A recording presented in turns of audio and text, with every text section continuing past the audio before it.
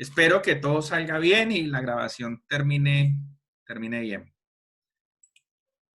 Profe, un Señor, compañero le está llamando la atención para algo.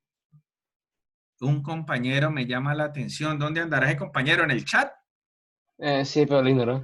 Espérate a ver, porque es que ese chat, pues, no sale nada. Julián.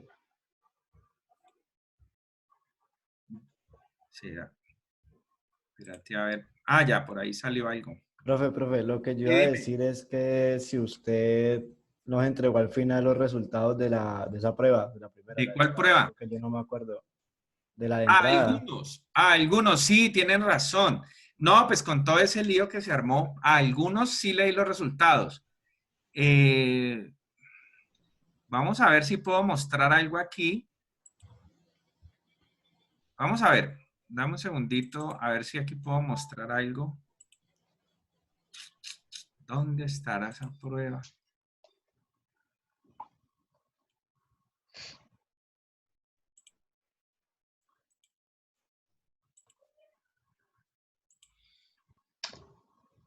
Profe, qué Dime, pena. hábleme. Mientras te puedo preguntar algo. Claro, pregúntame. Venga, es que acabo de ver que nos mandaste ese correo que dice actividades faltantes, ¿cierto? Y aquí hay actividad 4, 5 5 y y 6. 6. Listo, ¿hay que hacer todas esas? No, pero mujer, ¿pero de dónde Es que sacas? se me trabó, profe, y la verdad estoy preguntando y no me contestan, entonces te vuelvo a preguntar.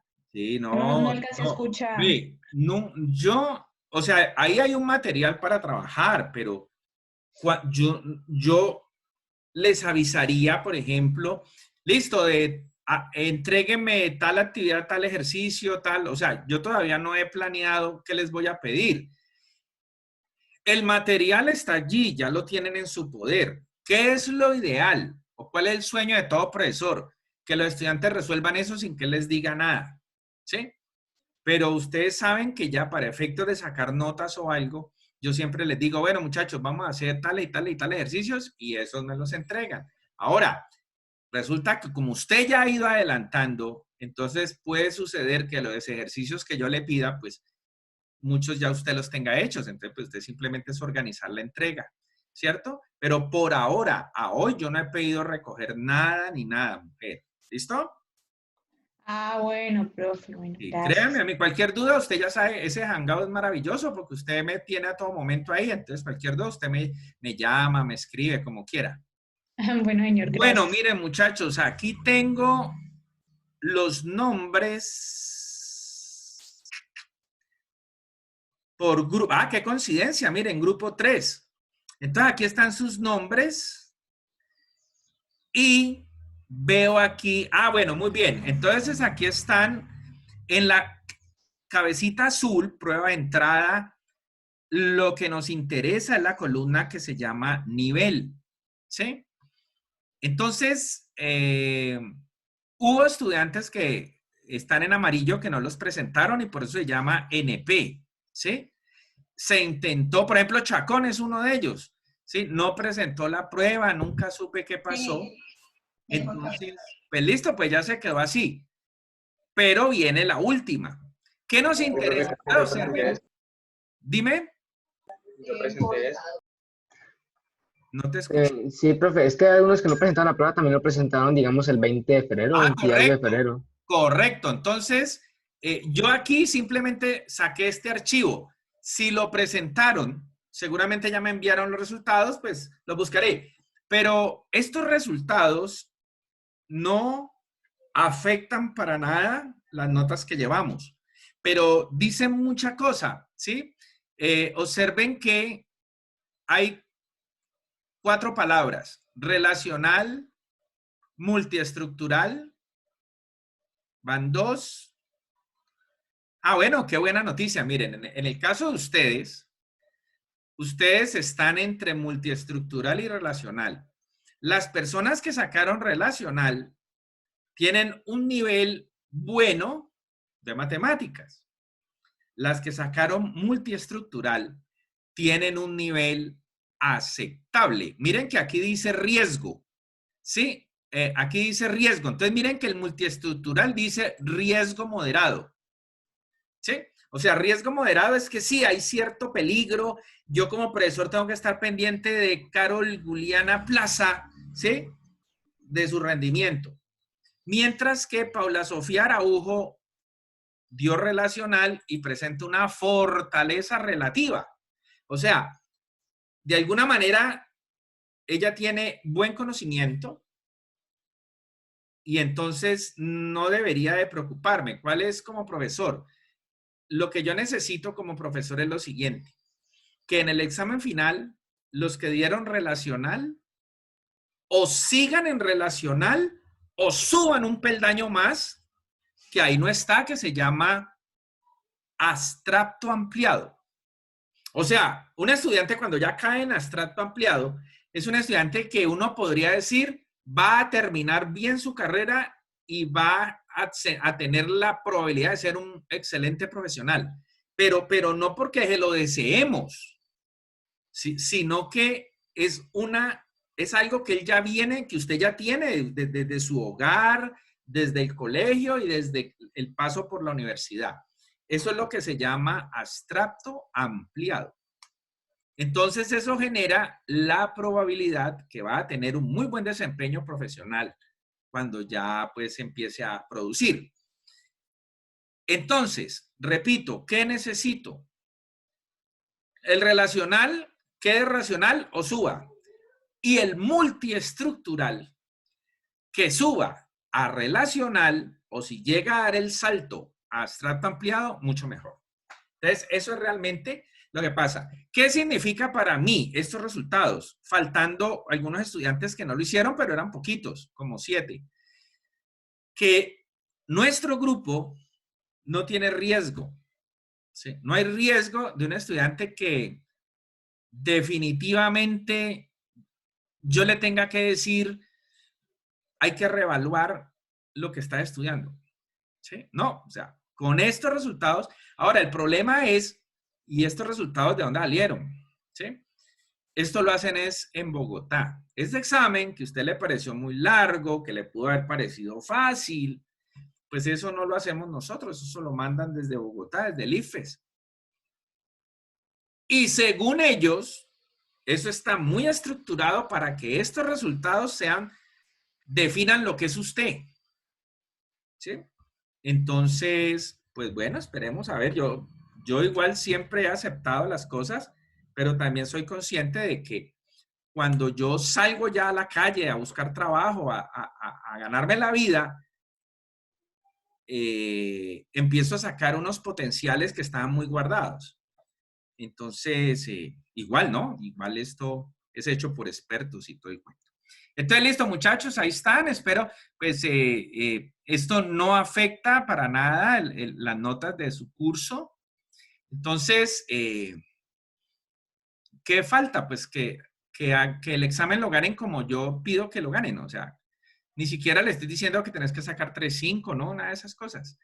Que el nivel suba, el nivel en que usted está. Ahora, si usted era multiestructural y sigue multiestructural, bueno, listo, usted va parejo, o sea, quiere decir que no necesariamente hubo un cambio en su vida.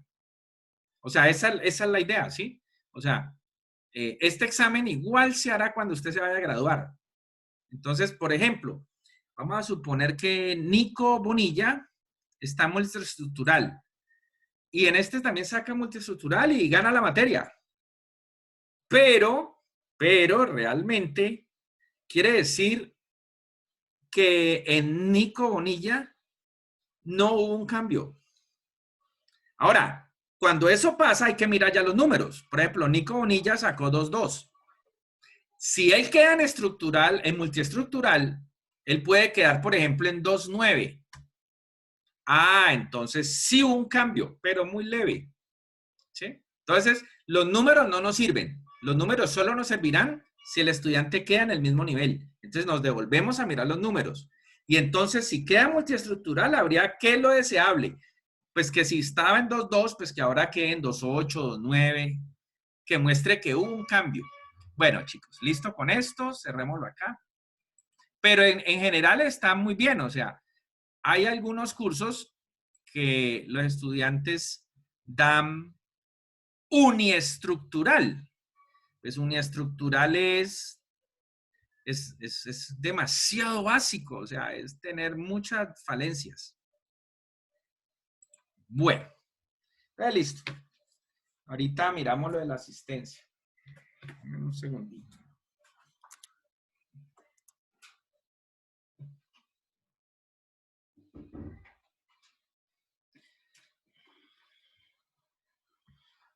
Bueno. Bueno, entonces hablamos de esa actividad 4, a ver qué es lo que dice.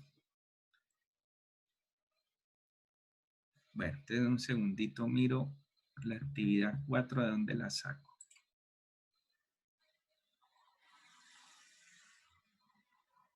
Aquí está.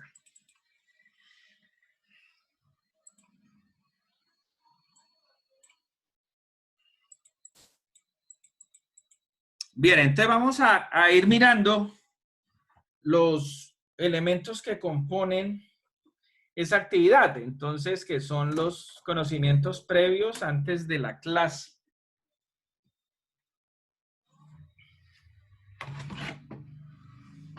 Entonces, aquí habla de mediciones, de tomar medidas. Entonces habla de mediciones directas y de mediciones indirectas. Recuerden que la idea es que ustedes traten de preparar esas actividades antes de la clase. Bueno, entonces muy bien. Entonces, ¿qué encontraría usted si va a buscar esas definiciones de directa y de indirecta? Lo siguiente, una cosa muy sencilla. Medir directamente.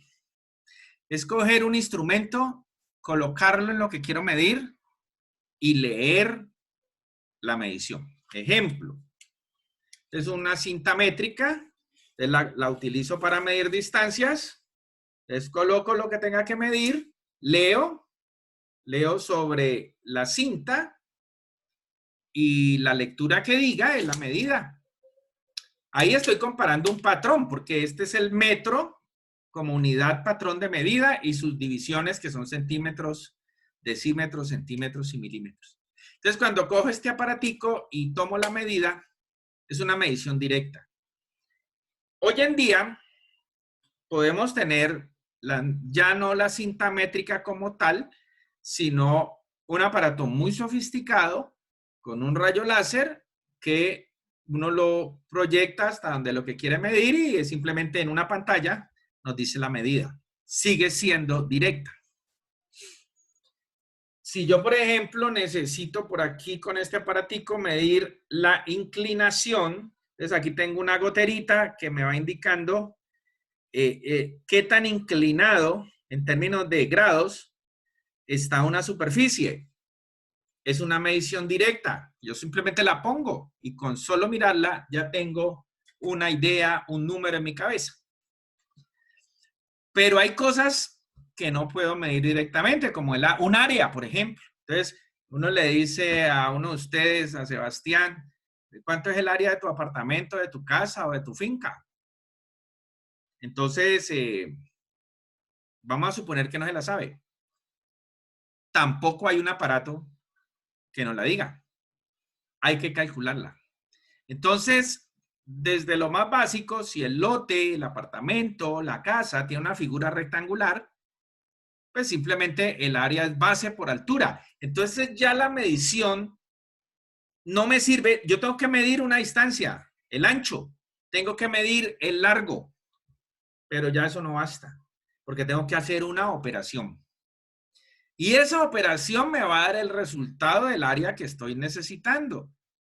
Tan solo por recurrir a utilizar una operación, la medición se vuelve indirecta. Una velocidad. Si bien hay aparatos que yo puedo leer la velocidad, aparentemente yo podría decir, no, pues eso es una medición directa porque es que yo miro el odómetro del carro, el velocímetro, y ahí me sale que voy a 80, 100 kilómetros por hora. Sin embargo, Sin embargo, esos aparatos lo que están haciendo es el cálculo. O sea, ellos no están tomando directamente la velocidad, están haciendo un cálculo dependiendo de la cantidad de vueltas que da la llanta. Entonces, antes de usted estar viendo en la pantallita el resultado, en este caso los carros ahora lo traen digital, un computador que está en su carro está haciendo ese cálculo. ¿Y por qué? Porque la velocidad es una distancia sobre un tiempo. Entonces ahí ya hay una división, hay una operación, entonces es una medida indirecta. Bueno, muy bien. Vamos a la siguiente. Habla de proporción. Entonces, antes de hablar de proporción, vamos a hablar de una palabra anterior a la proporción, que es la palabra razón. Entonces, vamos a definir la razón en términos matemáticos como una comparación entre dos cantidades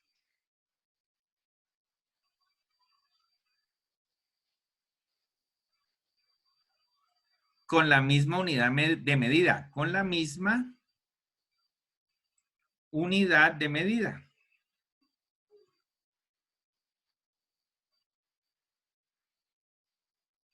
Entonces, miremos a ver un ejemplo. Una empresa, digamos, tiene utilidades, ¿qué será? Pongámosle 16 millones de pesos mensuales. Pero en ese mes tiene unos costos de 4 millones.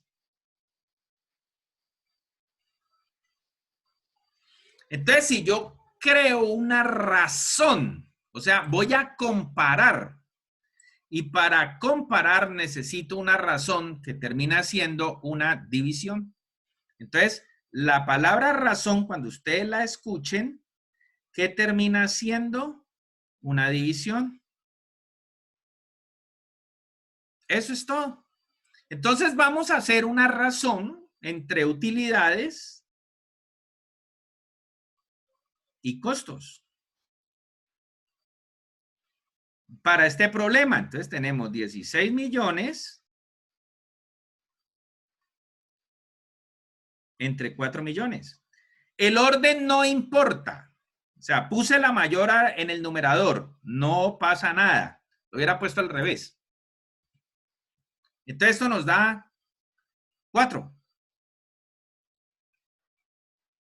Entonces, la razón entre las utilidades y los costos de esa empresa en ese mes es de 4. ¿Y eso cómo se lee? Ah, pues mírenla, sencillita. Usted dice, las utilidades equivalen a 4 veces los costos. Sí, es decir,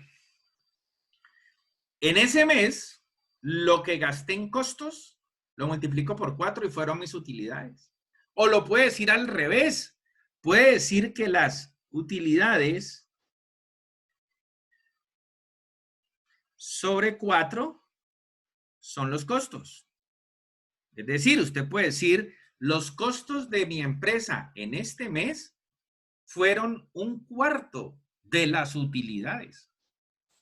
Pues eso es lo que uno busca, ¿no? Que los costos sean inferiores a las utilidades. ¿Me repitió otra vez lo de utilidades? ¿4 veces costos o 4 veces más? Sí, mira, vamos a hacer, ya que lo dices, esto no me gusta hacerlo, pero pues tengo que reconocer que es así, yo no puedo luchar, porque ustedes lo están viendo, miren. Cuando yo planteo utilidades dividido costo, y eso me da 4, observen que costo se está dividiendo, pues lo pongo a multiplicar, velo, aquí está. ¿Sí ves? Costo está dividiendo, pasó a multiplicar. Y entonces mire lo que dice, las utilidades son 4 veces los costos. O mira que paso costos acá a multiplicar. Y el 4 que multiplica pasa a dividir. Entonces, ahora digo que los costos son 1/4 de las utilidades. Para este caso, en ambas lecturas es positivo para la empresa. Eso es el ideal, que usted gane platica, ¿sí? Entonces, eso es una razón, ¿sí? Una comparación entre cantidades. Podemos, por ejemplo, hacer una razón entre la cantidad de mujeres en el salón y la cantidad de hombres y poder hacer esa razón y poder decir, hombre, por cada mujer hay tantos hombres o por cada hombre hay tantas mujeres. Son comparaciones.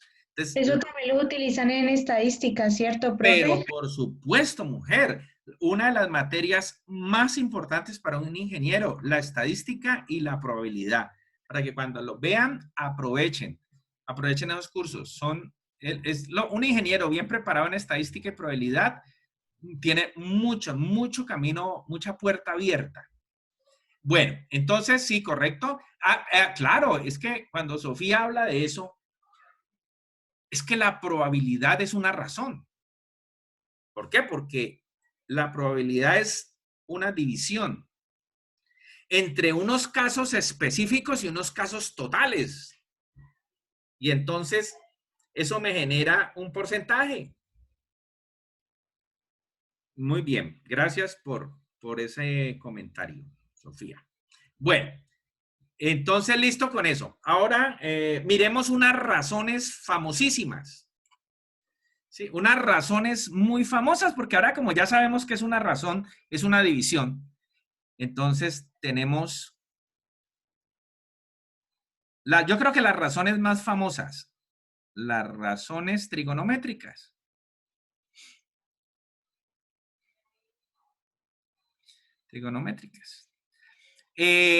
Esta razón es una división, ya lo vimos.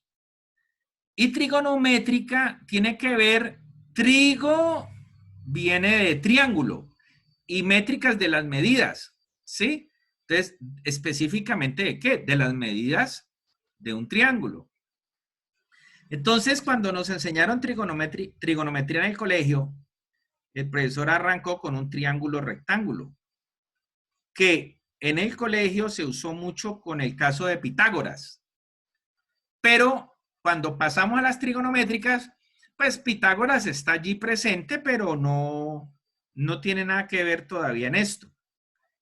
Entonces, la razón que vamos a ver tiene que ver con un ángulo que está aquí ubicado o con un ángulo que está aquí ubicado. Llamémoslo alfa y teta.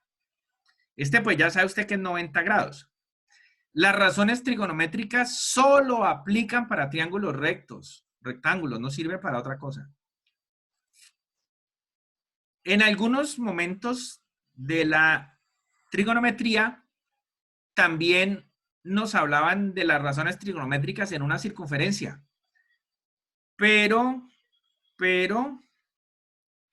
en esa circunferencia, de alguna manera yo tenía un triángulo. Cuando yo ubico un punto aquí de coordenadas X, Y, pues aquí tengo un triángulo.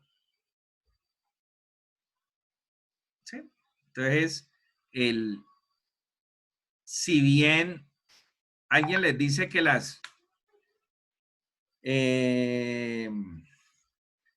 si bien nos colocan esto en un círculo, pero aquí se ve el triángulo rectángulo, o sea que realmente las razones trigonométricas van para triángulos rectángulos. Bueno, muy bien. Volvamos a nuestro triángulo rectángulo. Entonces, aquí nos dijeron que el lado más largo que está frente al ángulo rectángulo se llamaba hipotenusa. Que gracias a Pitágoras encontramos cómo se encontraba la distancia si conocíamos los otros lados, que aquí van a tener un nombre cambiante. Si voy a hablar de este ángulo, este será el cateto adyacente. Y si sigo hablando de este ángulo teta, este será el cateto opuesto. Entonces voy a usar este mismo triángulo para decir lo siguiente. Pero si el ángulo me lo cambian, y voy a hablar es de este ángulo de arriba, el cateto opuesto será este del frente. Te lo voy a poner ángulo azul con lado azul.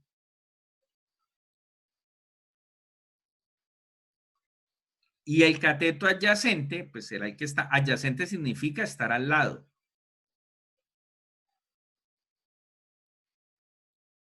Entonces será dependiendo del ángulo que nos pidan, así que la hipotenusa no va a cambiar, pero el nombre del cateto sí, porque el cateto opuesto es el que está al frente del ángulo que yo voy a analizar. Entonces, si voy a analizar este ángulo teta, pues el cateto opuesto va a ser el de acá. Si voy a analizar este ángulo alfa, el cateto opuesto será el que está acá. Y lo mismo para la adyacente. Muy bien.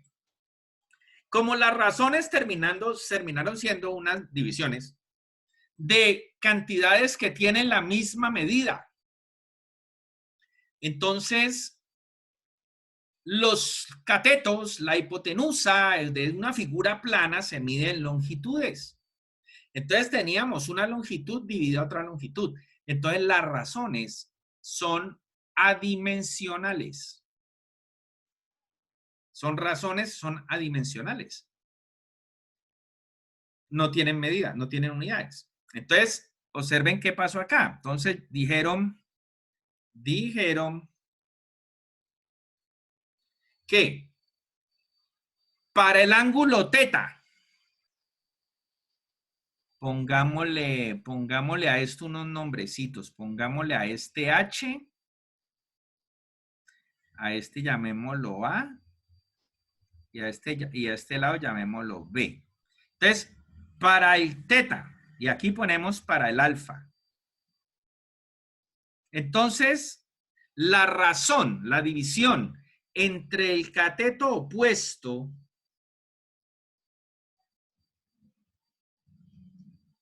y la hipotenusa se llamó seno. ¿Pero seno de quién? De ese ángulo. Que para nosotros, entonces sería A sobre H. B, perdón, B, en este caso. Profe, se equivocó. Sí, aquí. Ya arreglé. Aquí sería B. Para alfa, pongámoslo más correcto por acá. Para alfa, la misma razón, seno, será cateto opuesto, que será A sobre hipotenusa. Bien. Vámonos con la siguiente división. Mire, hicimos esta medida entre esta medida. Entonces apareció la del cateto adyacente. Cateto adyacente sobre hipotenusa. Y eso se le llamó coseno. Profe, Dime. ¿es que lo puede bajar un poquitico para tomar una foto? Ah, pero espérate, lo copio primero y ahora lo cuadro a que le tomen la foto. Listo, profe. Gracias. Cateto opuesto, cateto adyacente, que sería A sobre hipotenusa. Y para el otro ángulo sería B sobre hipotenusa, sobre H. Y la otra fue, listo, ya cogimos la hipotenusa, pues cojámosla entre ellos dos. Cateto opuesto sobre cateto adyacente. Y eso se le llamó tangente, que para nosotros sería B sobre A. Para teta. Y para alfa sería A sobre B. Y entonces esas son las, pongámosla aquí para que le tomen la foto, las razones trigonométricas, digamos, básicas, más importantes.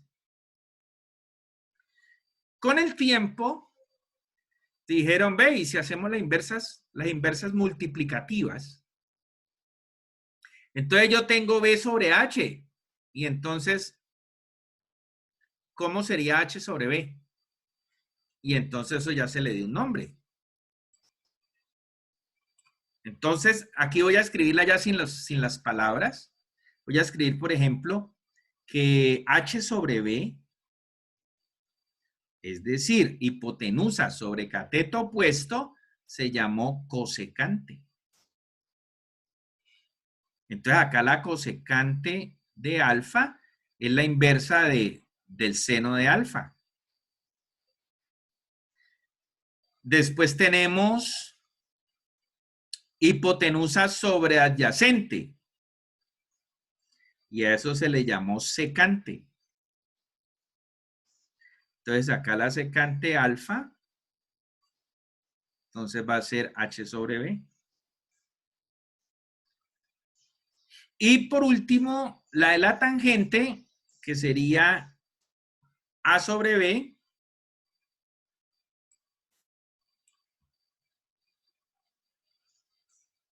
Entonces aquí teníamos A sobre B, se le llamó cotangente. Y para el caso de alfa, entonces sería B sobre A. Pero, repito, esas tres salen, o sea, las más importantes son las tres primeras. Las otras salieron en la medida en que hubo, pues, la inquietud por las razones que no se tuvieron en cuenta. ¿Sí? Entonces, repito, no, pues hicimos cateto adyacente sobre hipotenusa, eso lo llamamos coseno. Pero con el tiempo, ve, ¿y qué pasa hipotenusa sobre adyacente? Y ahí fue cuando aparece. ¿Sí? Bueno, muy bien. Entonces, esas son las razones. Aquí estoy dando el mejor ejemplo de lo que es una razón. Nada más. Aquí no vamos a hablar de trigonometría todavía, ni nada de eso. Eso será más adelante. Aquí solamente es mostrarle a ustedes que las trigonométricas, las funciones trigonométricas son razones. ¿Y qué es una razón? Una división entre dos cantidades. Y explícitamente son las medidas de los lados de un triángulo rectángulo. Eso es lo que usted tiene que tener en la cabeza cuando va a empezar a estudiar trigonometría. Bueno, muy bien. Vamos a mirar, vamos a seguir dentro de la geometría un poquito porque estamos hablando de triángulos rectángulos. Entonces hablemos ahora de semejanza de triángulos. Y hablemos de semejanza de triángulos.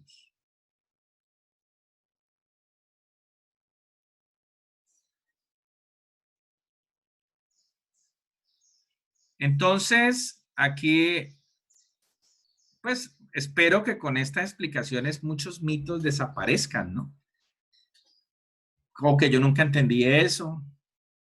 Y entonces entenderlo por primera vez. Entonces aclaremos es el diálogo. O sea, cómo se habla.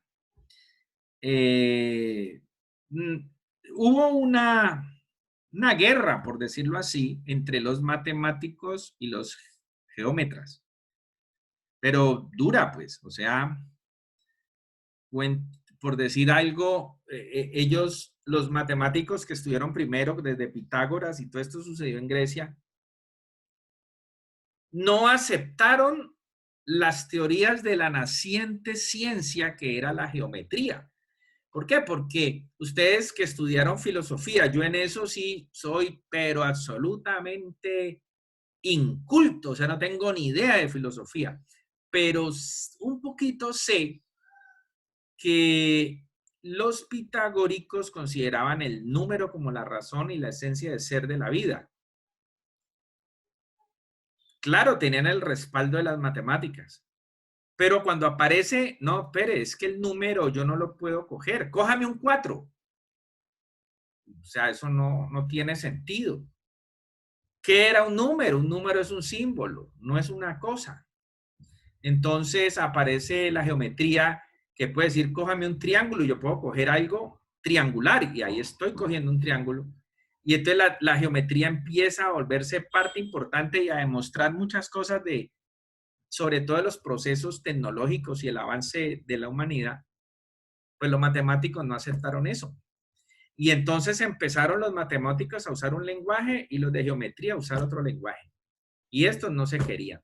Pasaron muchísimos años hasta que llegó este señor René Descartes y unió la geometría y la matemática en una sola. Y entonces Newton y Leibniz sacan de allí el cálculo. Pero el gran aporte fue el de Descartes, porque Descartes dijo, no, pues que cómo van a andar separadas una de la otra.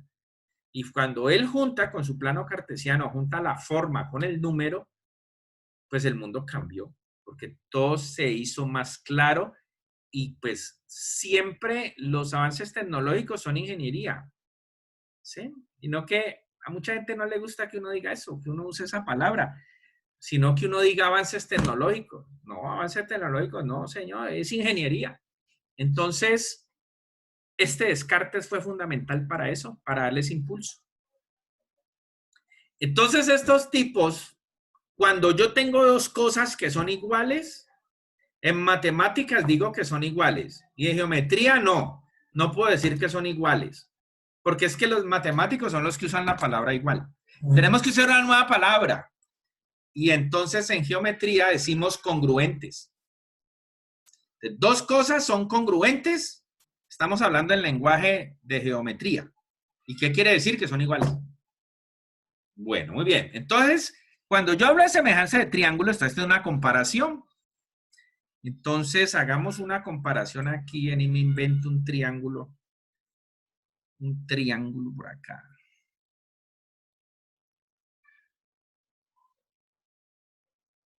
Ahí hay un triangulito y pongamos uno pequeño. Listo. Usted me cree que son iguales, ¿vale? En forma. Pero son diferentes en tamaño. ¿Sí? Son iguales en forma, diferentes en tamaño. Pues, ¿cómo le parece que cuando algo tiene la misma forma, pero diferente tamaño, son semejantes? Y pues cuando sean que yo uno lo pongo encima del otro y coincide, son iguales. Ah, pero no diga iguales porque estamos hablando de triángulos. Listo, son congruentes. Entonces, tenemos aquí lo siguiente. Pongámosle nombres a los ángulos, pongámosle letras mayúsculas.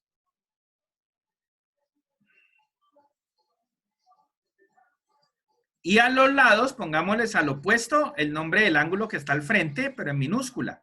Entonces, como esta es mayúscula, pongámosle como un palito aquí. Entonces, en minúscula, ¿no? Son los nombres de los lados. Entonces, ¿qué ocurre?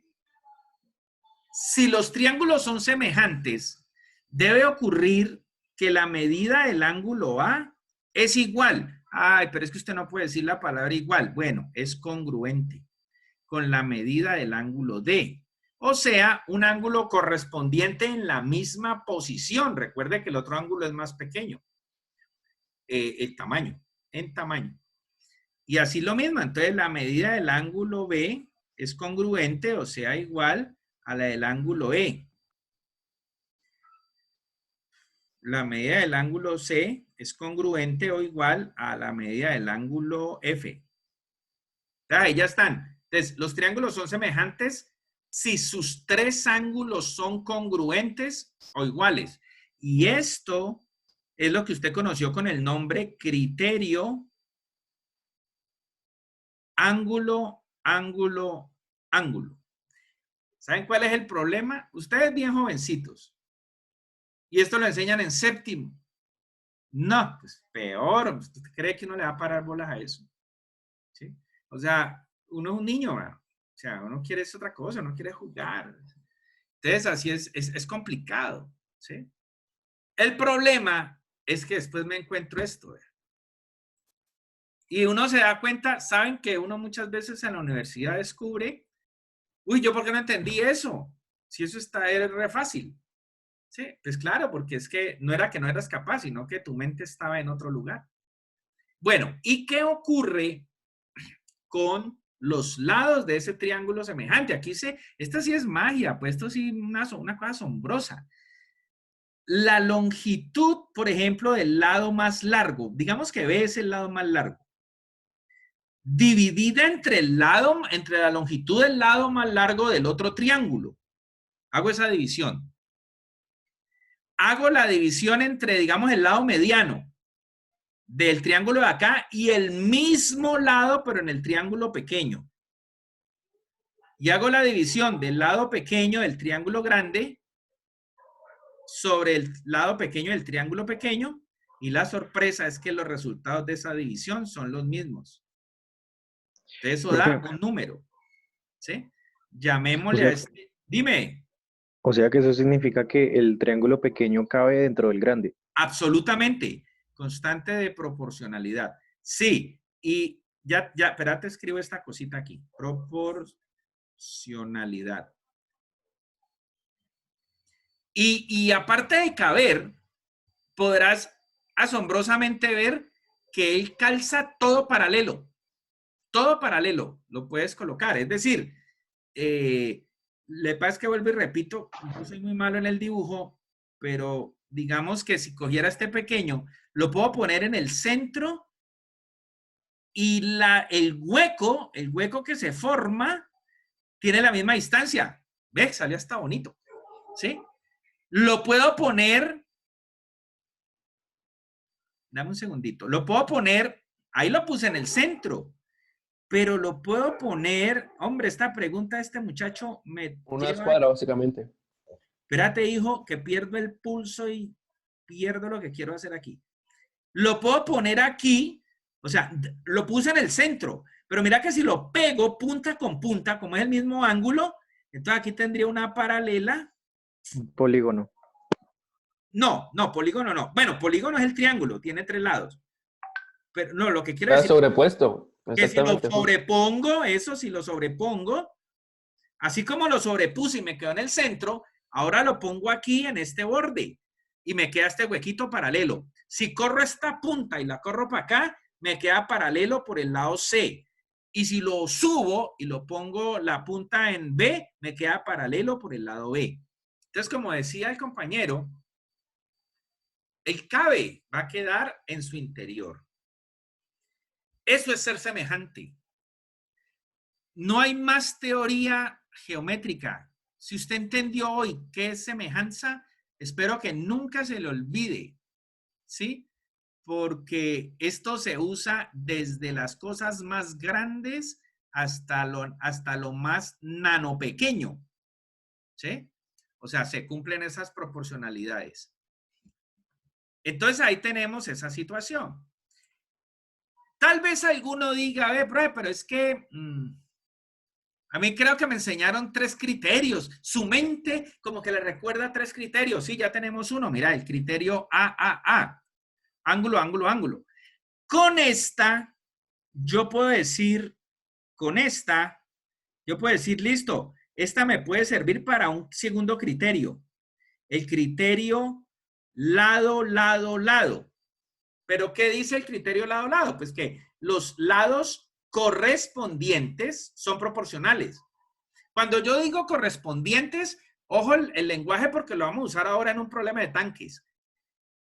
El lado largo o más largo del triángulo grande es proporcional con el lado largo del triángulo pequeño. Entonces, esa es la división que yo puedo hacer. O sea, aquí sería A con D. No A con E ni A con F. Ahí sí ya se tira todo porque esos no son proporcionales. Los que son proporcionales son los lados que están como en la misma posición. Bueno, muy bien. Y quedaría faltando lo siguiente. Observen esto. Observen que el criterio AAA, como las pilas. El criterio AAA me dice los 3 ángulos. Ya, listo, son semejantes. Si esos ángulos son congruentes, o sea, son iguales. El LL. Porque los lados son proporcionales. O sea que los 3 lados dividiendo, creando unas razones, dan un valor igual. Listo. Entonces, ¿qué pasaría si a uno de los criterios le quito una de las razones? ¿Sí? Entonces me queda un criterio mocho. Me quedaría un criterio como flojo. Me queda un criterio LL. Porque le quité una L. Entonces digo, bueno, Esto quiere decir que si yo solo puedo mostrar la proporcionalidad entre dos lados, si logro que el ángulo que esté entre esos dos lados correspondiente sea congruente, entonces el triángulo es semejante. Entonces aparece el criterio lado, ángulo, lado. Es decir, usted puede mirar dos triángulos, mira dos lados, entre ellos dos, y si son proporcionales, y el ángulo que está en la mitad de ellos son el mismo, los triángulos son congruentes, son semejantes. Es decir, el criterio LAL aplica aquí, por ejemplo. Aquí yo puedo decir, el ángulo E es congruente con el ángulo B. Entonces ya tengo A. Y la proporcionalidad entre, como el ángulo E está en la mitad, entonces sería F y D. Entonces yo puedo decir, bueno, de pequeño a grande o de grande a pequeño, no importa. Entonces hagámoslo de pequeño a grande. Entonces sería F sobre C es igual a D sobre A. Entonces ahí tengo dos lados y un ángulo. Y ese es el criterio LAL. Cuando yo tengo dos o más razones igualadas, digo que tengo una proporción. ¿Listo? Entonces, cuando yo tengo dos o más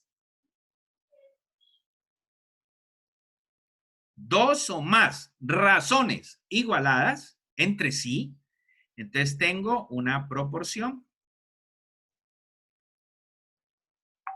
Entonces, si a usted le preguntan qué es una proporción, usted dice es la igualdad de dos razones. ¿Cómo se lee una proporción? Cojamos esta por las letras, no. Acuérdense que las letras pueden cambiar, ¿no? Entonces, cojamos las dos primeras de ahí. B sobre E es igual a A sobre D. Entonces, pilas como se lee. Se dice, la medida B es AE como A es AD. Así se lee una proporción. ¿Sí? Esta es una proporción. Muy bien. De ahí parte lo que es la regla de 3, ¿cierto, profe? Hombre, pero por supuesto lo que acabas de decir, qué belleza. La regla, bueno, las cosas proporcionales son cosas que van cambiando de igual forma. Eso permite, eso es como cuando tú tienes 20 años y le llevas 2 años a tu hermano que tiene 18. Siempre le llevarás 2 años. Entonces, eso es ser proporcional. Entonces uno dice, no, es que él es 2 años menor o 2 años mayor. Las cosas proporcionales se conservan en el tiempo y en la distancia. Por esa razón nace lo que el compañero acaba de decir, la regla de 3. Entonces, en otras palabras, ¿qué es una regla de 3? Una proporción. Nada más. Eso es muy bien. Gracias por tu aporte. Bueno, entonces, de estos criterios sale el paralelogramo. De esos criterios, no. Los criterios que acabamos de recordar son exclusivos del triángulo. ¿Qué pasa en el paralelogramo? Vamos a ver si me queda bien. Voy a dibujar un paralelogramo. Más o menos es algo así. Listo, ahí se puso bonito. Esto es un paralelogramo. Pero observen que si yo a este paralelogramo le tiro esta línea de este vértice al otro, perdón ahí, pues quedan dos triángulos. Entonces, al quedar dos triángulos, en particular, estos triángulos son semejantes. ¿Sí? En particular, estos triángulos son semejantes. Entonces, eso es lo que sucede cuando tú mencionas lo del paralelogramo. O sea, no puedo responderte directamente sí, pero indirectamente te digo, ojo, los criterios son para triángulos, pero si yo en el paralelogramo puedo sacar dos triángulos, claro que los criterios van a servir. En particular van a servir para todas aquellas figuras que yo les haga alguna partición y queden triángulos. Pero muy bien, tan buenas las preguntas hoy, qué chévere. Muy bien. Bueno, esta de aquí, ya les hablé de las razones trigonométricas, de las proporciones, de las razones, de las mediciones. Pues yo realmente no le voy a botar corriente, ¿por qué? Porque es que están a su alcance. Como lo veremos ahora, necesitaremos el volumen de un cono. Yo no me acuerdo. Eso se me olvidó. Pero yo tengo mi teléfono y entro a internet y digo volumen del cono. Ya salió. Como yo eso lo entendí alguna vez, a mí ya no me importa la fórmula porque eso en nanosegundos mi mente se aclara y sé cómo usar el volumen del cono. ¿Listo? Entonces, eso es lo más importante.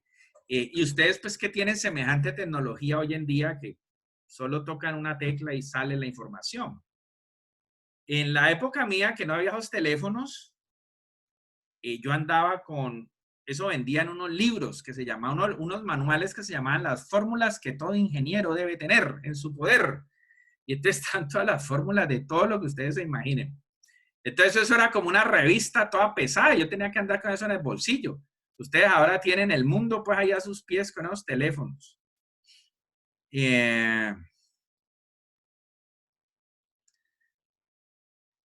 Bueno, me hacen una pregunta por acá interesante que tiene que ver con las proporciones. Hombre, estuvo bien. Me hubiera gustado que hubiera sido en público, me toca decirla. Me pregunta un estudiante, profe, pero yo he escuchado que hablan de las proporciones inversas.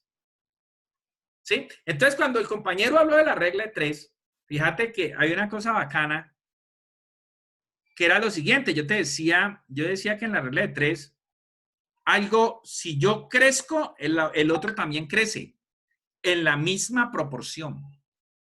¿Sí? Entonces, cuando algo crece y el otro también crece en la misma proporción, decimos que hay una relación, una proporción directa. Y es cuando usted escucha la frase que estas dos cantidades son directamente proporcionales. ¿Sí? Son directamente proporcionales porque ambas crecen o decrecen. También disminuyen. O sea, si ambas disminuyen o ambas crecen, la relación es proporcionalmente directa. ¿Sí? Pero también sucede que cuando algo crece, la otra decrece. O cuando una decrece, la otra crece. Entonces, esas son relaciones inversamente proporcionales. ¿Sí? Entonces, hay que, muy bien por el comentario, tener presente eso. ¿Cómo es el comportamiento de las cosas? ¿Sí? Entonces, en la medida que esta crezca, esta disminuye, o en la medida que esta disminuye, la otra crece. ¿Sí? Muy bien. Muy bien. Profe, Dime. o sea que una ecuación es proporcional al tiempo en un plano cartesiano. Bueno, yo no sé, yo creería que lo que me estás diciendo tiene algún error de composición del mensaje. Sí, porque mira que me dijiste que lo que está creciendo es como proporcional. No, volvémela a decir y verás. Porque es que, o sea, yo lo que entiendo es, yo me ubico es en lo que nos explicaba sobre lo del crecimiento exponencial del coronavirus. Ah, sí.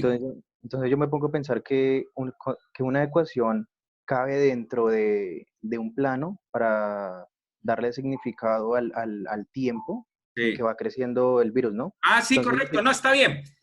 está bien lo que piensas, o sea, hay una cosa que es cierta, pero hay otra que no. Pero siquiera tocaste el ejemplo porque es clarísimo y me has dado de dónde agarrarme. Resulta, el compañero habla del coronavirus como crece exponencialmente. Si ustedes escuchan todas las locuciones presidenciales, todo eso, siempre la preocupación, el hombre está asociado de los mejores en Colombia, que la famosa aplanar la curva. ¿Por qué? Porque el crecimiento es exponencial. Entonces, ¿qué pasa? Cuando el crecimiento es exponencial no es proporcional. ¿Cómo sería proporcional? Que es lo que sí quisiéramos que ocurriera, y eso es aplanar la curva. Que fuera una recta, pues sería Que fuera una recta proporcional. donde pudiéramos decir, por ejemplo, que cada 2 días se contagian 10 personas. Estoy dando un ejemplo. Pero es que no falla. Cada 2 días se contagian 10 personas. Eso es ser proporcional. ¿De acuerdo? Pero observen que acá no. O sea, acá el comportamiento es de una. O sea, yo podría decir estar en una crisis, pero ser proporcional. Todos los días se contagian 600 personas. Entonces, el primer día van 600, al segundo día van 1200, al tercer día van 1800. Eso es ser proporcional. Pero como no es así, ¿sí? O sea, cada día se pudieran contagiar muchos más. O sea, el primer día se contagiaron 200, el segundo 500, el tercero 600. Entonces eso crece, pero despiadadamente, no es proporcional. Bueno, muy bien tu ejemplo de lo que quisiste hablar, y me faltaría ajustar. No, ahí hablé sobre el tiempo. Entonces, sí, efectivamente, no importa si es proporcional o no, el tiempo es la variable que define para esta situación el comportamiento. Bueno, muy bien, espero haberte hecho claridad ahí. Bueno, volvamos entonces a la actividad. Con eso les decía que estas fórmulas se consiguen.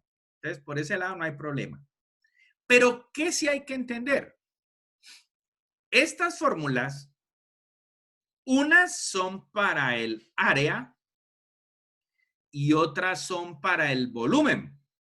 Entonces, esos son dos conceptos que en ingeniería usted tiene que tener muy claros. ¿Qué es un área y qué es un volumen? Aprovechemos aquí este dibujito, este paralelogramo. El área como tal es lo que nosotros llamamos superficie. Es lo que yo puedo pisar. Es donde yo puedo colocar cosas. Entonces, esto es un área. Este espacio, este plano. Generalmente, las áreas son superficies.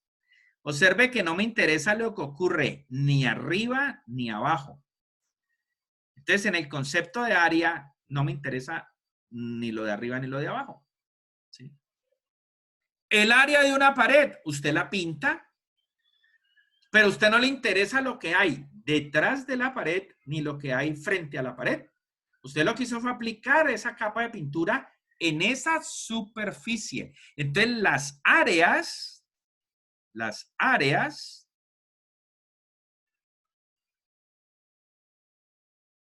equivalen a superficies. En un principio pensábamos la superficie como plana absolutamente, y es verdad. Y el ejemplo clásico en todos los colegios del mundo cuando hablan de áreas es de la mesa. El área de la mesa donde colocamos tantas cosas. Y siempre se creyó, entonces el área es plana. Sí, claro, pues sí, la verdad. Pero con el tiempo fue dándose ese salto de área a superficie. Y entonces usted hoy en día puede decir que usted tiene un área de piel. Sí, entonces si usted es obeso, barrigón como el profesor, tiene mucha área de piel. ¿Sí? O sea, que si cogiéramos en un corte, en una sala de cirugía, queda como un tapete el tipo para colocarlo en una alcoba, como hacían antes con los animales que capturaban en actividades de caza. Cogían al pobre tigre, le sacaban la carne y ni siquiera era para comer, y lo cortaban y ponían la piel completamente plana y ese era el tapete de la sala con la cabeza del tigre, con la boca abierta. Entonces podemos hablar de la superficie de la piel que termina siendo el área de la piel. ¿Y por qué? Porque es la superficie. Entonces ya no importa que sea curva, o sea, que yo voltee, yo estoy aquí, pero tenga que voltear y esta es superficie también, pero es que esta también. Ya no es plana, ¿sí ven? Pero sí es un contorno. Entonces, el área, la palabra superficie superó a la palabra área porque la palabra área, pues la clasificaron en cosas planas. Bueno, muy bien. Y nos aparece el otro concepto que debe tener claro un ingeniero, es el de volumen. ¿Sí? Entonces, una cosa es un área y otra cosa muy diferente es un volumen.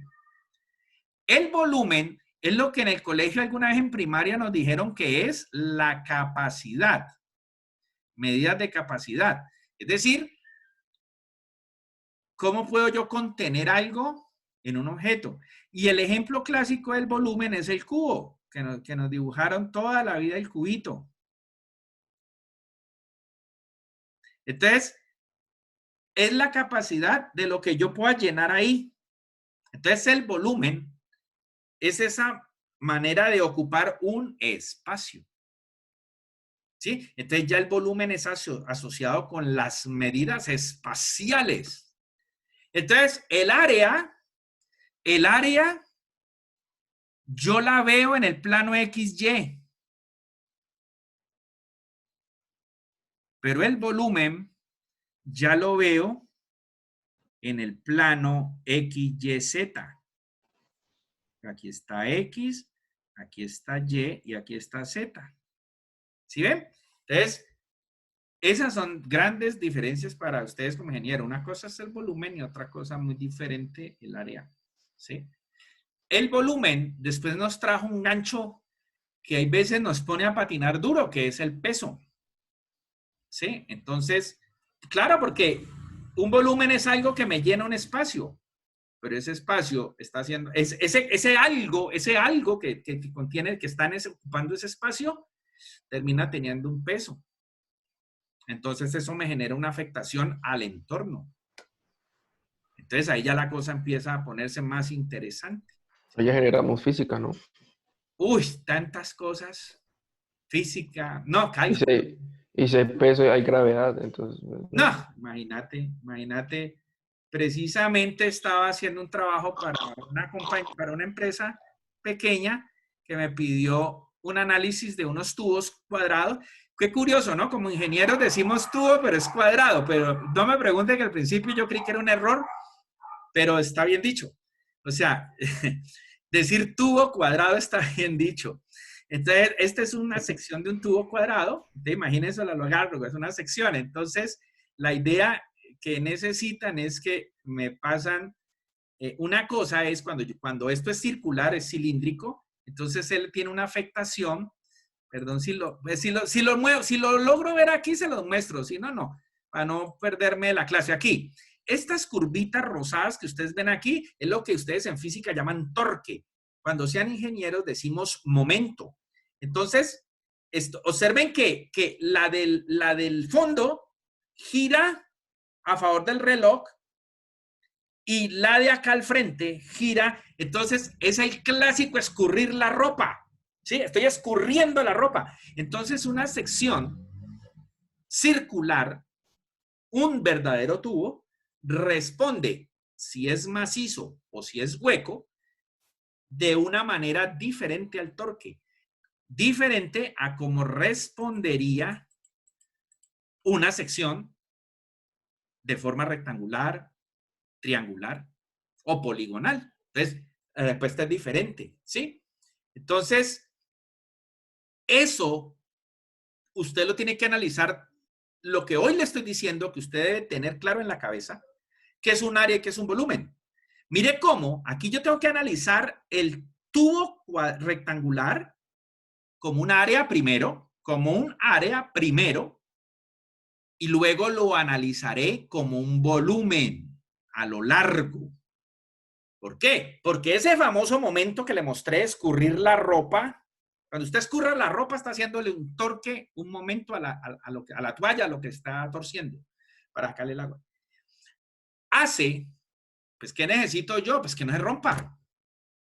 Sí, o sea, básicamente la vuelta es que me han pedido que tienen en unas chatarras, tienen unos tubos y tienen unos perfiles tubos cuadrados y me pidieron que cuál aconsejaría yo colocar para sostener una plancha de una edificación, ¿sí? Entonces, la manera como responde el cuadrado es diferente al circular, pero ocupan un espacio diferente, se dejan trabajar diferente.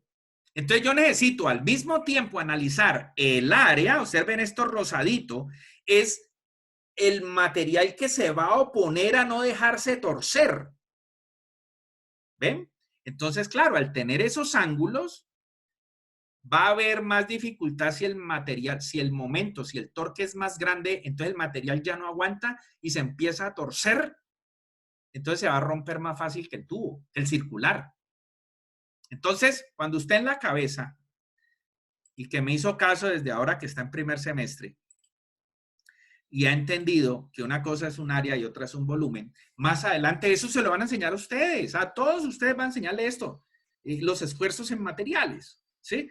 Entonces, van a entender, claro, es que una cosa es el área como responde a determinados estímulos físicos, como decía el compañero, la física, que un volumen. Bueno, muy bien, listo, esto va para todo, hermano, esto es lo chévere, esta vaina. Bueno. Listo, entonces está claro con esa fórmula y otro porque estresarme, busco en internet y encuentro la fórmula. Y escala de medición, pues es lo que estoy midiendo. Entonces, si estoy midiendo una longitud, uso la cinta métrica y la mido. Ah, no, ahora estoy midiendo una temperatura, entonces uso el termómetro para medir temperatura. En fin, o sea, la escala de medición tendrá que ver, la balanza, ¿para qué la uso? Para medir pesos. Entonces, dependiendo, la escala de medición tiene que ver es con eso, con qué estoy midiendo. De las escalas más famosas, esas clásicas clases de química, de las primeras químicas de décimo, por ahí las primeras semanas, las escalas de temperatura, Celsius, Fahrenheit y Kelvin. Entonces, Celsius es grados centígrados, ¿sí? Hay una ranking, esa es poco usada. Entonces, usted lo ponen a pasar de temperatura Celsius a Fahrenheit y viceversa, porque Celsius y Fahrenheit son las más famosas. Bueno, muy bien. Bueno, muchachos, entonces listo con eso. Entonces, ahí a ver cómo estamos. Estamos, pero re bien de tiempo. Entonces, con eso, estamos, yo creería que listos a enfrentar las actividades durante la clase. Entonces, recuerden que aquí hay algo, es que estaba pensando ahorita precisamente un caso de un sobrinito que vino a preguntarme sobre una división y que él no entendía la división. O sea, pretendía, le hicieron una pregunta sobre un movimiento dentro de una división hecha a mano y que no entendía. Pues claro, pues me doy cuenta que es que, pues, ¿cómo va a entender si no sé dividir? Entonces, si yo no sé dividir, ¿cómo voy a hablar de la división? Entonces, ahí yo reflexionaba sobre eso. Eso nos pasa a todos nosotros, ¿sí? Entonces, si yo no tengo claro qué es un volumen, pues a mí me pueden dar la fórmula, hermano, pero ¿para qué sirve? Si mi mente no procesa una situación entre dos volúmenes, ¿de qué me sirve yo tener la fórmula de volumen? Porque entonces viene el otro componente, el componente suyo, el de su análisis. Es lo que va a pasar aquí a continuación en unos ejercicios por ahí. Entonces miremos esta sencillita. Si el lado de un cuadrado aumenta el doble, ¿qué ocurre con el área y su medímetro? Esta pregunta puede ser muy sencilla, pero sí que es profunda en la riqueza que le va a dar a usted y a su cerebro. Miren que es una pregunta muy sencilla, pero que lo lleva a pensar en lo que ocurre cuando algo, cómo se afecta a algo. Entonces dice, bueno, usted tiene un cuadrado, no sé, pues, tenemos este cuadradito. Entonces, usted sabe que el cuadrado se llama cuadrado porque todos sus lados miden lo mismo. Entonces, nos hablan de que si el cuadrado se duplica la medida de su lado. Entonces, no sé, pues voy a tratar de hacerlo un poco más grande. ¡Oh! Bueno, esa tecnología fabulosa. Y entonces, si usted duplica el lado, listo, entonces ya no es 2L. Entonces, ¿qué le ocurre?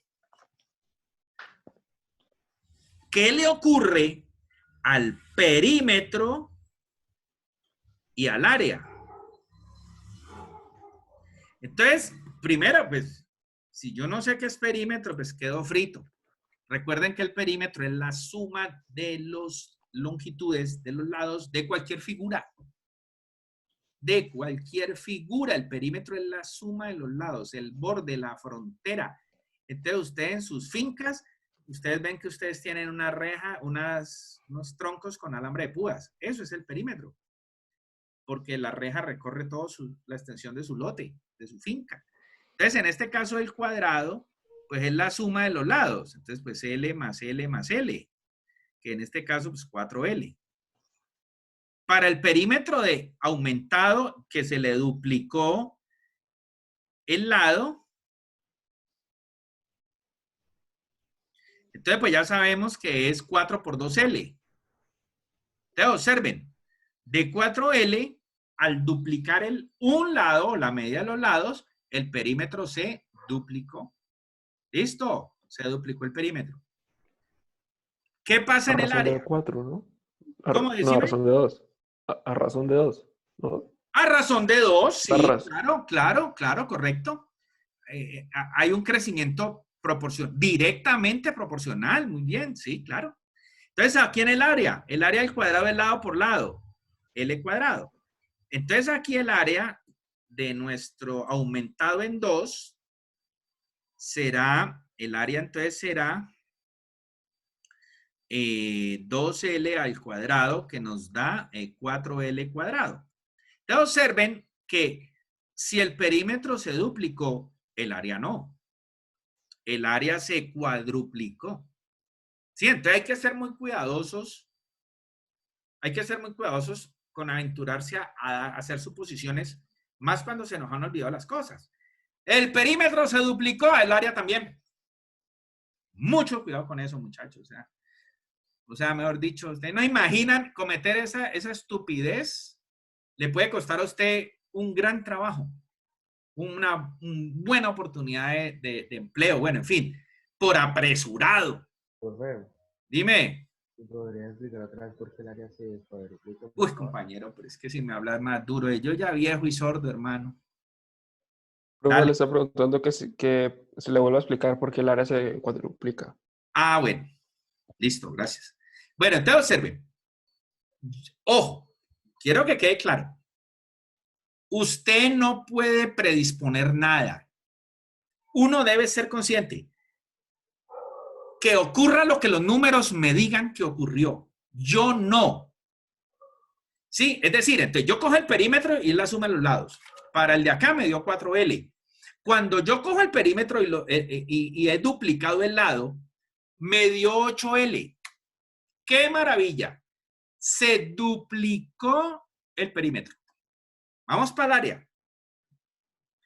El área de un cuadrado es lado por lado, o sea, lado a lado 2.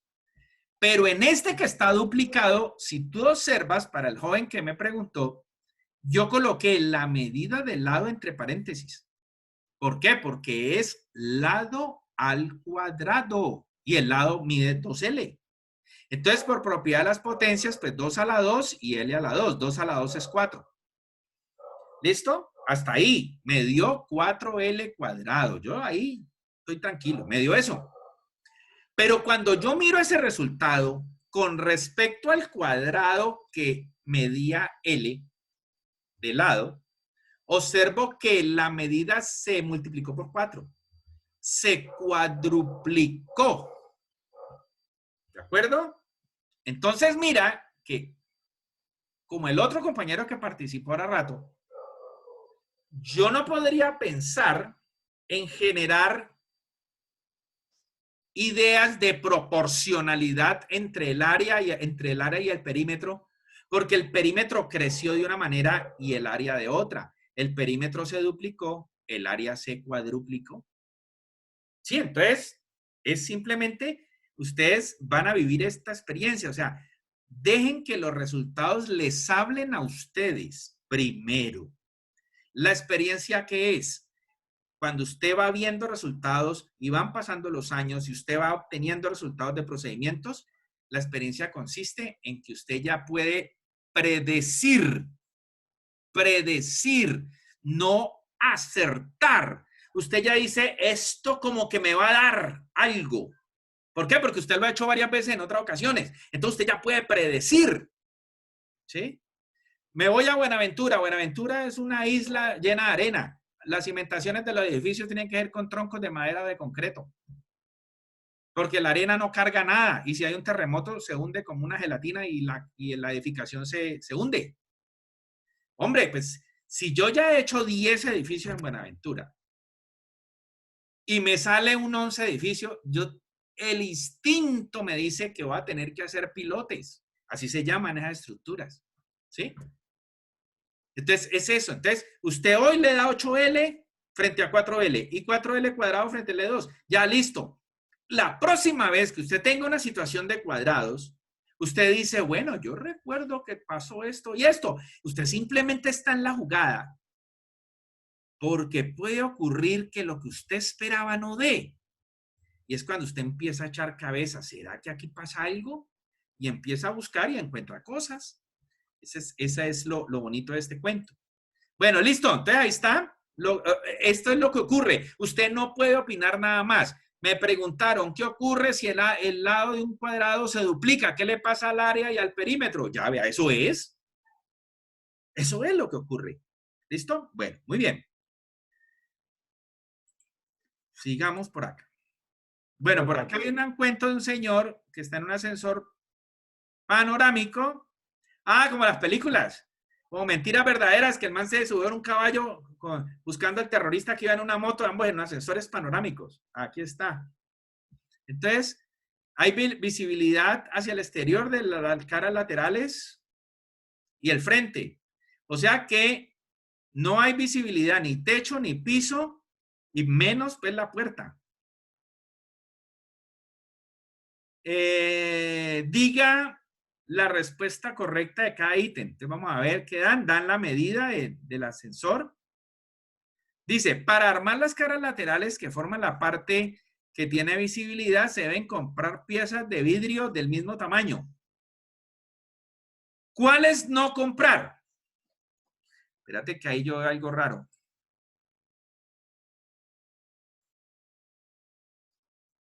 Ah, ahí está una... Uy, miren esta palabra escondida. Una palabra escondida, una frase.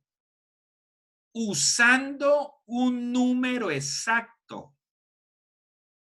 O sea, que me van a dar unas muestras de material, pero yo quiero que no haya sobrantes. Ya, listo. No debe haber sobrantes. O sea que todas las piezas deben calzar. Y esta es la oferta que me hacen. Entonces ahí están las figuritas. Entonces, ¿cuál dice cuál no sirve? Yo creo que su sentido común, bueno, aquí tiene unas medidas y seguramente usted ya sabe cuál es la respuesta. Yo quiero es analizar el procedimiento que nos lleva a la respuesta.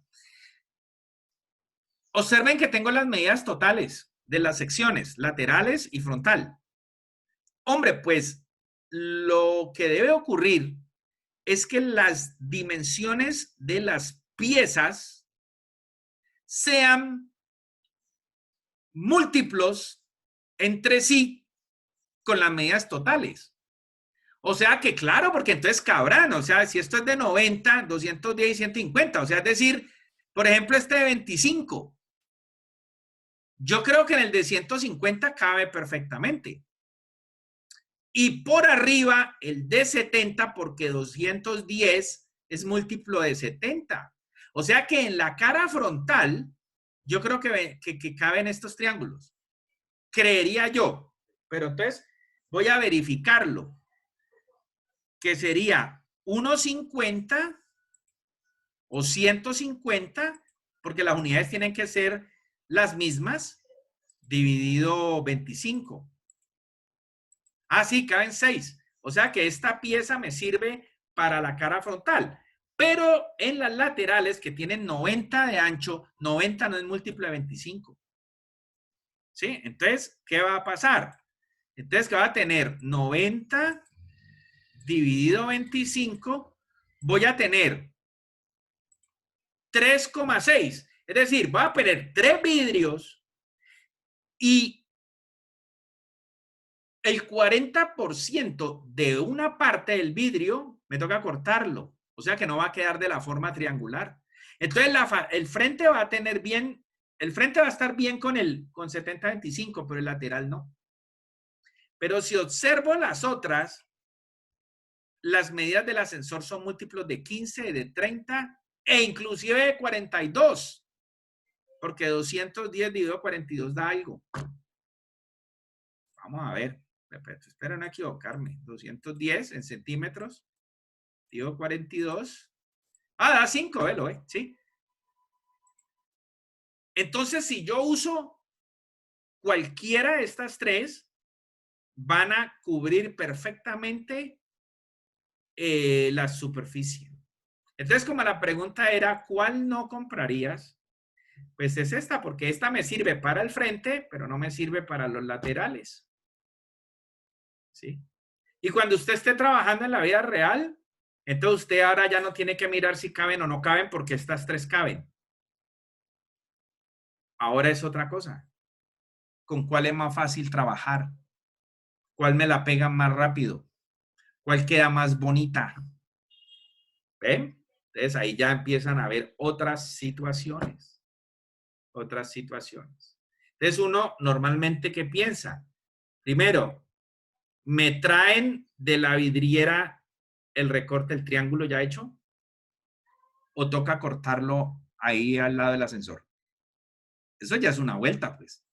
¿Por qué? Porque empieza a haber, no, va a haber mucho desperdicio. Entonces este triangulito empieza a volverse poco atractivo. Y entonces pasa esto. Ahora bien, entonces pasa entonces, aquí ya viene otra vuelta. Ah, no, es que el dueño quiere que sea con triángulos. Ah, listo, no hay problema. Me firma aquí en la bitácora de que por solicitud del propietario se deben colocar los triángulos. Entonces ya tranquilo, hay desperdicio, lo que sea, pero es que el dueño quiere que sea con triángulos. Bueno, muy bien. Esta vuelta aquí. Que le encontraron al tipo esta operación y quieren saber qué estaba haciendo con esta operación. Ahí puede parecer sencillo, ¿saben? Yo creo que ya ustedes lo vieron. O sea, estas son las medidas de las caras, la cara izquierda, la cara derecha y el frente del ascensor, y esta es su altura. O sea que aquí hay un factor común. Es decir, el tipo, lo que hay allí es la suma de las áreas tomadas individualmente, pero todas las áreas son multiplicadas por 210, entonces sacaron 210 como factor común. Usted tiene que haber pillado eso de una, porque es que el tipo, el arquitecto se fue, usted llegó en el turno de la noche, y ese man le dijo, en el escritorio te dejo los datos del cálculo del vidrio. Dos de las caras son iguales. ¿Sí? Entonces, hay que hacer amigable. Ser amigable, ¿qué es? Que si yo dejo sobre la mesa esta operación, pongo una notica, ¿para qué sirve? Porque el que me reemplaza y va a continuar el trabajo no va a entender. Y vaya usted a saber si me puede localizar vía teléfono o no. Entonces se pone complicada la cosa. Entonces, para que siempre en ingeniería es muy importante que usted muchas veces, es que trabajamos en equipo. Entonces usted, sus cuentas, sus cálculos, sus anotaciones deben ser claras, precisas, contundentes, para el que le reciba un turno a usted, sepa cómo continuar, para que no le estén llamando a toda hora Sara. Bueno, entonces aquí acabamos de decir, mira, pues aquí lo que hizo fue el factor común de la suma de las tres áreas. O sea que estaba calculando el área de los vidrios, que es la panorámica. Entonces miren, área de la parte panorámica. El perímetro. Si yo estoy despistado, yo digo, no, pero es que sumó 90 más 90 más 150 y ese es el piso, ese es el marquito del ascensor. Sí, hermano, pero ese es perímetro. Y estoy multiplicando por 210, que es la altura. Entonces ya es un área. Es descartada. Número de piezas. No, pues no pueden ser el número de piezas porque no hay ninguna división que me la respalde. Y las medidas que están ahí no corresponden a la medida de los vidrios.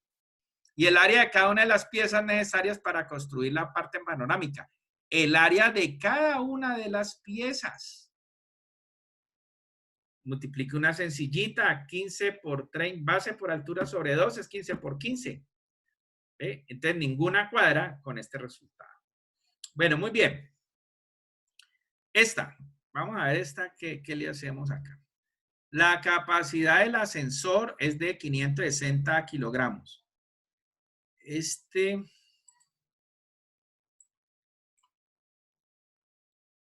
Entonces, aquí tenemos la capacidad del ascensor es de 560 kilogramos.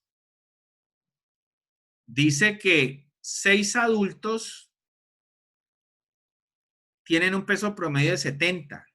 Entonces, peso prom adulto, 70 kilogramos. Son 6 adultos. Y dice que hay 4 niños. Peso prom, niño. No lo conozco, pero hay 4 niños. Entonces entonces a usted le toca decir, bajo esas condiciones, ¿de qué peso deben ser los niños para cuando ocurra esa combinación de carga? El tener 6 adultos, 4 niños se llama combinación de carga. ¿Sí? De muchas combinaciones. Esta es una en particular. Entonces, a ver qué será. Pues decimos, pues, a ver, 560 kilogramos debe ser igual a 6 adultos por 70 kilogramos por adulto más 4 niños por X. Sí, más 4 niños por X kilogramo por niño. Y ya. Entonces, pues esto pasa a restar. Las unidades son consistentes. Profe, una pregunta. Dime. En el problema dice que debe ocupar la capacidad, pues, límite del ascensor. ¿Sí? Gracias. Sí, correcto. Y la capacidad es de 560. Bueno, la verdad yo no sé cuánto hará eso. Vamos a ver. Entonces sería 560 menos 6 por 70 y eso lo dio entre 4. ¿Ve qué pasaría? Me embobé con... Ay, Dios, 560 menos 35, profe. 742 dividido entre 4. 35. Entonces, estamos hablando que los niños deben pesar 35 kilos en promedio, ¿no? Por niño. Y eso es todo. Eso es todo. Eso es todo. En el diseño de ascensores, ustedes lo van a ver en dinámica. El diseño de ascensores tiene una situación parecida al diseño de puentes. Que, miremoslo acá. El hecho de subir y bajar crea una fuerza que usted no se imagina que ocurre, que es cuando frena, ya sea que frene subiendo o frene bajando, y eso se llama impacto. Y el impacto puede hacerme caer el ascensor, como ha ocurrido recientemente en estos edificios del Palacio de Justicia, aquí en Cali, en fin, y en algunos lugares donde no le hacen mantenimiento a los ascensores y pues obviamente los mecanismos se van deteriorando y fenómenos como el impacto que se da al momento de frenar. Es decir, usted sube al ascensor y usted es bacanísimo, usted siente que eso es un dulce, eso es bacán, suavecito. Sí, pero porque usted no lo perciba no quiere decir que no hay el impacto. Entonces eso es una de las causales o que en el diseño de ascensores se tiene que tener en cuenta. En última, el ascensor es el cajón. Realmente lo que usted diseña son un juego de poleas y cables y de pesas que son manejadas por un motor eléctrico, que son los que levantan el cajón, donde usted va metido con las personas. Ese es ahí la realidad. Otra cosa es la estructura del cajón, ¿no? La estructura del ascensor. Y en el caso de los puentes, sucede lo mismo. Cuando nosotros vamos, usted va en su carro acelerando o frenando, entonces encima del puente, así como en el ascensor, se genera un impacto. Pues de hecho, por inercia usted o se echa para atrás cuando acelera o se echa hacia adelante cuando frena. Eso es un impacto que a través de las 4 ruedas llegan al pavimento del puente, a sus vigas, etcétera, etcétera. Entonces, pues obviamente los puentes están diseñados con altos factores de seguridad para los impactos. O sea, no es lo mismo el impacto en su automóvil que el impacto si usted va en una volqueta doble troque, por ejemplo, y cargada. Entonces, los impactos son diferentes. Muy bien. Listo. Entonces salimos de esa vuelta aquí. ¿Me Yo puedes no alejar he el ejemplo revisado que la asistencia. Permítame un segundo, muchachos, porque es que voy a llamar a lista rapidito. Mientras podrías colocar el ejemplo del ascensor otra vez, por favor. ¿Cómo, compañero? Hoy estoy sordo, ¿viste? Que mientras podrías colocar el ejemplo del ascensor, por Ay, favor. ve, que me creería si te digo que no puedo, porque es que aquí los veo la lista. En cambio, cuando estoy Bueno. compartiendo pantalla, no la veo. Ah, no, mentiras. Sí, puedo, ya te lo pongo. Claro que sí puedo, porque tengo mi lista de papel. Ah, bueno, ahí te dejo me dices, ahí está bien. No, la pizarra, profe. A la pizarra. Qué pena. No, hombre, qué vergüenza yo. Ya te la pongo pequeña para que veas todo el ejercicio. Ah, ahí está, pequeñito, es pequeñito. Bueno, entonces digo, Acevedo José Daniel. Presente, profe. Presente. Christopher Albán. Presente. Juan Camilo Arango. No ha vuelto. Internet. El internet, pero él sigue estudiando. No sé. No, sí, mejor no opinar. Paula Sofía Araujo. Presente. Nico Bonilla. Presente. Daniel Carlos Sama. Presente. Juan Sebastián Casalins. Presente, profe. Bien. Casales. María Paula Castaño. Presente. Chacón, ya lo vi, reporté. Geraldine Filigrana. Presente. Andrés Felipe Gómez. Presente. Ah, sí, acá va saliendo, cuando ustedes van hablando, va saliendo la. María de los Ángeles Hernández. Presente. Carol Daniela Magualo Caña. Andrés Felipe Marín. Presente. Profe, Dime. Carlos no tiene micrófono, que lo mandó por chat. Ah, bueno, ya mismo. Sebastián Medina. Este muchacho no volvió. Juan Felipe Millán. Presente, profe. Julián David Moreno. Presente, profe. Natalia Palomino. Presente. Carol Patiño. Presente, profe. ¿Sí? Sí. Daniela Patiño. Profe, mío que no tiene internet. Ah, caramba, ven y pongámosle aquí, pues, que no tiene internet. Por acá, Sofía Plaza. Presente, profe. Santiago Ramírez. Profe, presente. Y mi amor, ya la... Ah, es que no me estaba escuchando. Santiago Ramírez. No ha vuelto. Santiago Ramírez no ha vuelto, ¿cierto? No. Presente, profesor. ¿Ah, sí? Ah, bueno. Ok. Brian Rico. Yo. Bien. Alexis Rodríguez.